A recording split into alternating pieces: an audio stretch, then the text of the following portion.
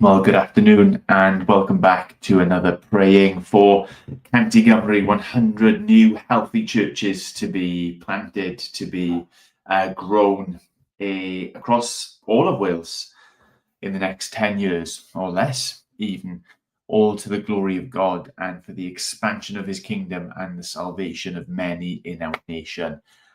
I explained it poorly. Head over to 100.cymru. That's the website that shares the vision, video, text, the whole shebang.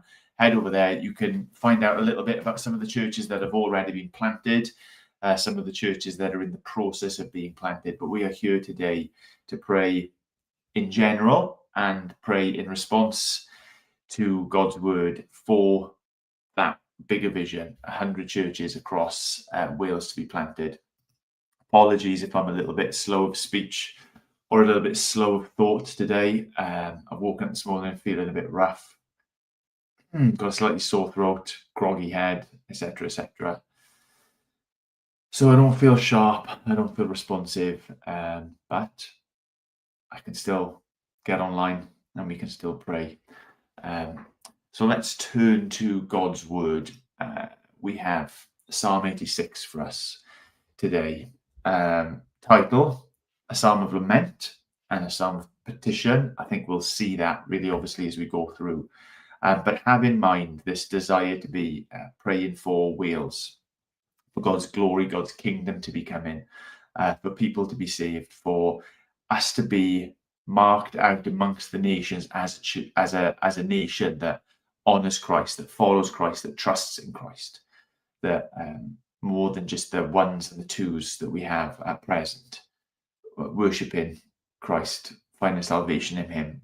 More than that, we would have in the church and in Wales. So this is Psalm 86. Listen, Lord, and answer me, for I am poor and needy. Protect my life, for I am faithful. You are my God. Save your servant who trusts in you. Be gracious to me, Lord, for I call to you all day long. Bring joy to your servant's life, because I appeal to you, Lord. For you, Lord, are kind and ready to forgive, abounding in faithful love to all who call on you. Lord, hear my prayer. Listen to my cries for mercy. I call on you in the day of my distress, for you will answer me. Lord, there is no one like you among the gods, and there are no works like yours. All the nations you have made will come and bow down before you, Lord, and will honor your name. For you are great and perform wonders. You alone are God. Teach me your way, Lord, and I will live by your truth. Give me an undivided mind to fear your name, and I will praise you with all my heart, Lord, and will honor your name forever. For your faithful love for me is great, and you rescue my life from the depths of Sheol. God, arrogant people have attacked me. A gang of ruthless men intends to kill me. They do not let you guide them. But you, Lord, are a compassionate and gracious God, slow to anger, and abounding in faithful love and truth. Turn to me and be gracious to me. Give your strength to your servant. Save the son of your female servant. Show me a sign of your goodness. My enemies will see and be put to shame, because you, Lord, have helped and comforted me. The things that just jump out at me from this psalm is the admission of the situation, the perilous situation that we find ourselves in, where there are more who stand against God in our nation than those who stand for him, that there are ruthless, evil men, as it were, the enemy at work, trying to silence the church, trying to eradicate the name of Jesus from our lips and from our public consciousness. So it's this declaration of the situation we find ourselves in, and this admission that the way out of it isn't through our own strength. That's really what caught my attention in verse 1. Listen, Lord, answer me. I am poor and needy. That this is calling out someone who is weak to someone who is strong. You are my God. You can, you will. Lord, please save your servant who trusts in you. And I think that really is just the theme for the whole psalm, isn't it? It's a confession of our own situation, a confession of our own abilities and strength and what have you, but as well, it's a confession of our trust and our hope and our faith that God is the one who can affect some sort of change in a person, that God is the one who can affect some sort of change in a church, in an area, that God is the sort of one who can affect change in an entire nation. So that's what we're about, and that's what I think we should be praying for today. Confessing our state, confessing our strength, or actually our lack of strength, and confessing our Saviour, that He is the one who will make a difference. So our state, our strength, our Saviour. I just came up with that on the spot, so maybe I'm not feeling too unwell. Or maybe that makes no sense at all, and when my fever leaves me, I will realise that it was absolute gobbledygook. Yes, there we go. Okay, let us pray. Lord, there is no shortage of evidence to us, with eyes to see, with ears to hear at the moment, that our nation is hurting, that our nation is weak, that our nation has thrown itself on idols, Lord God, and the impact and the effect of those idols are showing themselves fully.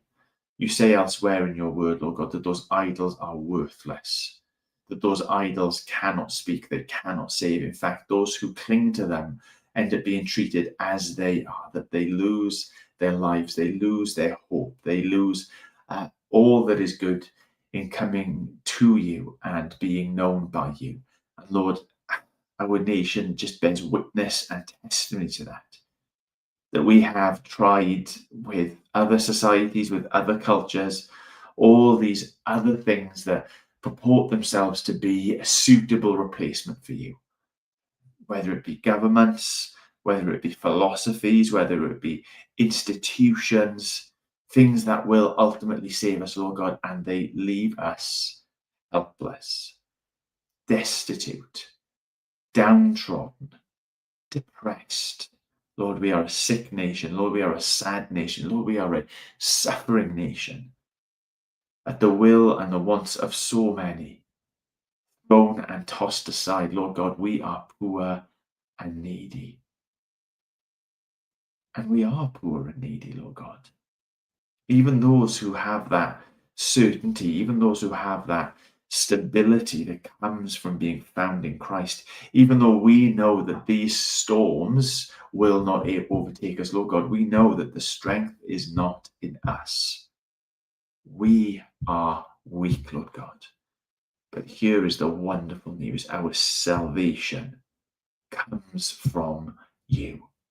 Our certainty is found in Christ. Our Saviour is where we find power and might and miraculous works. There is no one like you among the gods.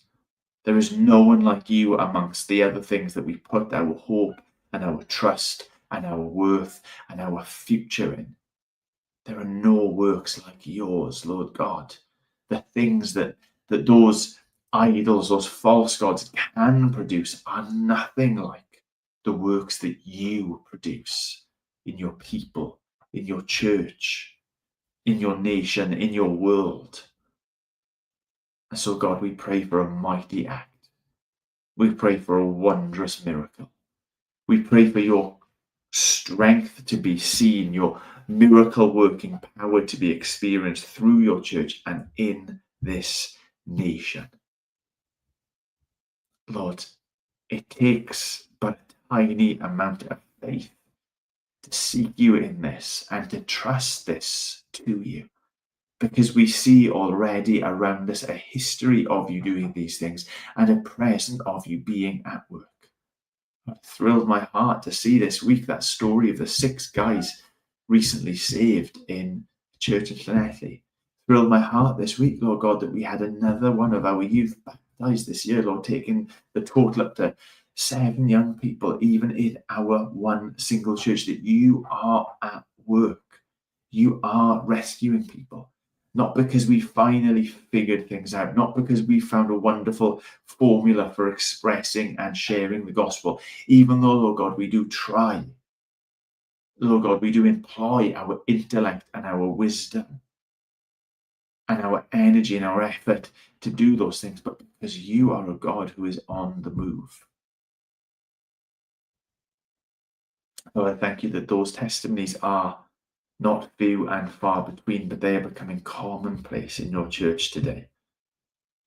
Lord, where they would have been stories of ones and twos, now they are stories of sevens and eights. Lord, that soon they might be stories of 20s and 30s, and before long, God, it would be hundreds. Every year in churches coming to newfound faith in Jesus. And Lord, as we see that happening in churches that are already established, Lord, we want to see it happening with the establishment of new churches in places where there is no witness. Lord, we think of our precious brother and sister, Alan and Ellen, moving up to the Llŷn Peninsula, Penllyn, very, very soon, Lord God. And to this place where there is essentially no witness. Lord, how can they respond if no one will tell them? Well, we pray that, Lord God, your people would be found in these places. Your hope would be on their lips. Your power to save would be at work through their witness.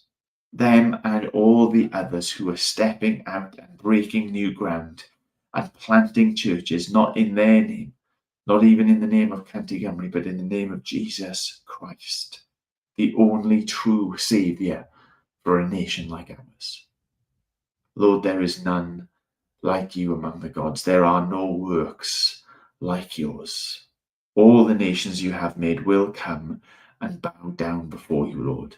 I pray that that future vision of David in this psalm would be our very present reality in Wales. Oh Lord, I thank you.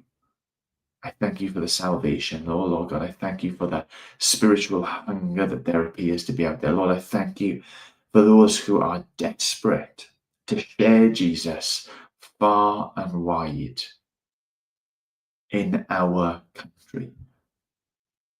I ask that all of those things would be filled up with your works, not just ours. As well-meaning and well-intentioned as our plots and schemes and actions are, Lord God, we want you to be at work there, in the midst of us, through us, before us, around us, after us, all of it to be soaked and bathed in your power and for your glory. Be gracious to us, Lord. Bring joy to your people. Lord, save this nation because we are poor and needy. And you alone are a God who can be looked to. You alone are a God who can be turned to. You alone are a God who can be trusted in to bring life where there is death, to bring light where there is darkness, to bring hope where there is hopelessness. Pour out your Spirit. Lift up your Son. Build your kingdom. Build your church, we pray. In Jesus' precious name. Amen. Amen.